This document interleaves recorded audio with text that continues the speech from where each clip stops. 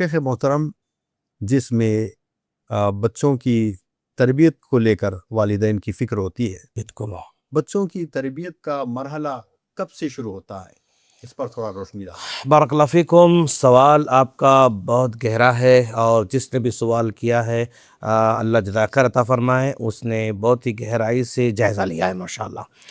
دیکھیے شیخ، بچوں کی تربیت کا جو مرحلہ ہوتا ہے نا، تو جب بچہ ماں کے پیٹ میں ہوتا ہے اسی وقت سے اس کی تربیت کی فکر ماں کو، باپ کو کرنا چاہیے، خصوصاً جب بچہ 4 مہینے کا ہو جاتا ہے ماں کے پیٹ میں، روح کے ڈالنے کا موقع آ جاتا ہے، اور اس وقت اگر اللہ تبارک و تعالیٰ اس بچے کو اگر خوش نصیب لکھ دے، نیک و صالح لکھ دے، تو پھر دنیا کی کوئی طاقت اس گمراہ نہیں کر سکتی ماشاءاللہ۔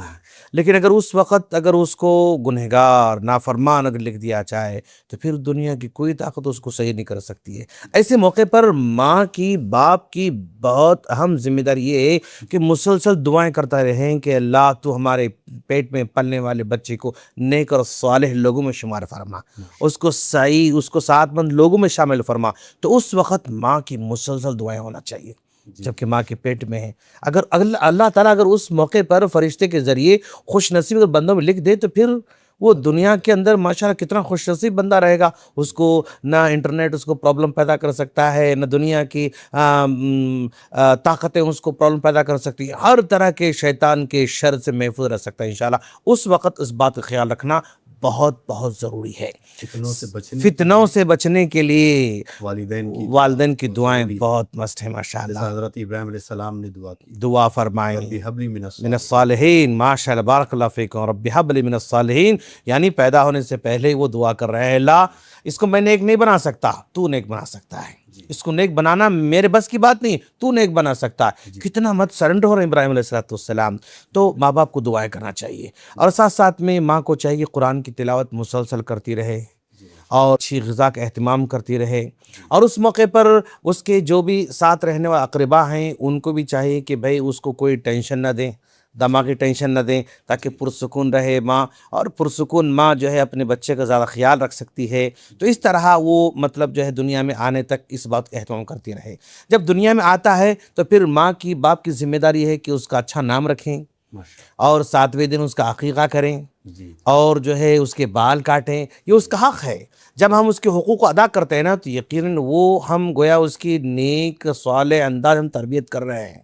پھر دھیرے دھیرے بچہ جو ہے ماشاءاللہ دودھ پی رہا ہے، ماں دودھ پلانے سے پہلے وضو کر لے، ماں دودھ پلانے سے پہلے دعا پڑھ لے، بسم اللہ جو ہے ورڈ، وہ بسم اللہ کی دعا پڑھ لے، تو یہاں سے ماں کا کنسرن، ماں کی فکر اپنے بچے کے تعلق سے جو ہے سمجھ میں آتی ہے۔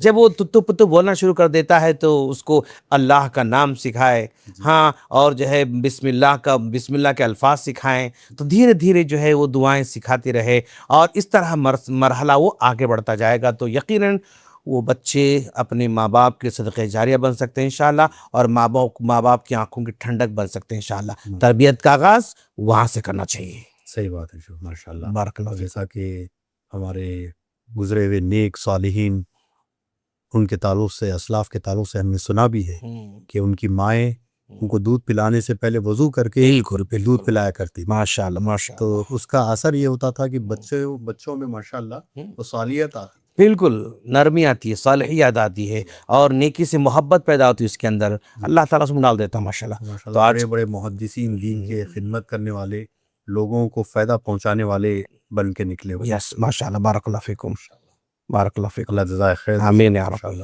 شیخ، ایک سوال یہ ہے کہ بچوں کی اچھی تربیت ایک مضبوط اور مثالی معاشرہ بنانے کے لیے کتنی اہم؟ آپ کا سوال بڑا گہرا ہے ماشاءاللہ۔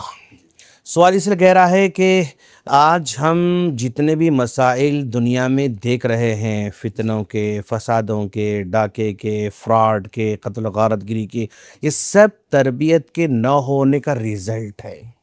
ایک ہے تعلیم، جس میں بندہ معلومات حاصل کر رہا ہے، اور دوسرا ہے تربیہ، جو معلومات حاصل کر رہا ہے بچہ، اس پر وہ عمل کرتا ہے تو اس کو تربیہ کہا جاتا ہے۔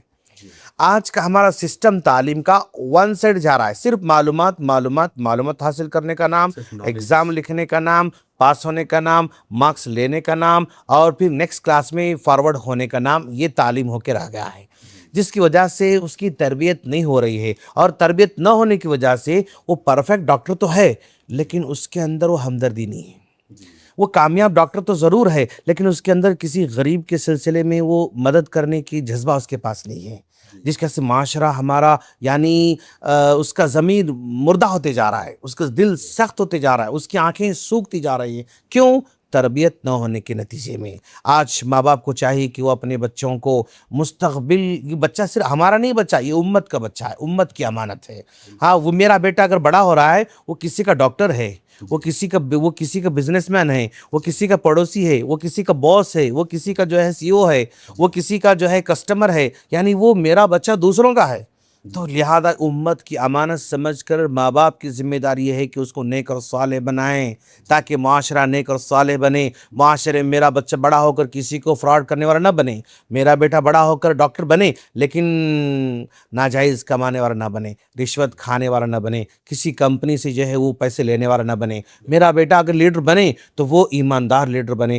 یہ ہر ماں باپ کو فکر کرنا چاہیے، یہ تربیت ہی معاشرے کو مضبوط بنا سکتی ہے۔ اگر تربیت کے بغیر معاشرہ اگر بنایا جائے تو صرف بے حسی ہوتی ہے اور اپنی فکر ہوتی ہے، خود غرضی ہوتی ہے، دوسروں کے لیے انسان کچھ کرنے کی فکر اسے محروم ہو جاتا ہے۔ صحیح ہے، ماشاءاللہ۔ معنی اگر اس کو سادہ اور آسان الفاظ میں کہیں جی، تو بچوں کو جو ہے اپنے اور معاشرے کے لیے مفید بنائیں، مفید بنانا چاہیے، بالکل مفید بنانا چاہیے، بچے ایسے مفید بنے کہ لوگوں کی دعائیں ملے نہ کہ بدوائیں ملے۔ بالکل ماشاءاللہ، یعنی اتنا نیک بنائیں اس کو، بچے کو، وہ ایسے کام کرے کہ لوگ دعا دینے پر مجبور ہو جائیں، وہ لوگوں سے یہ کہتا نہ پھرے شیخ دعا کیجیے، شیخ دعا کیجیے، وہ لوگوں سے دعا مانگنے والا نہ بنے بلکہ ایسے کام کرے کہ لوگ اس کو دعا دینے پر مجبور ہو جائیں۔ یہ تربیت سے ممکن ہو سکتا ہے۔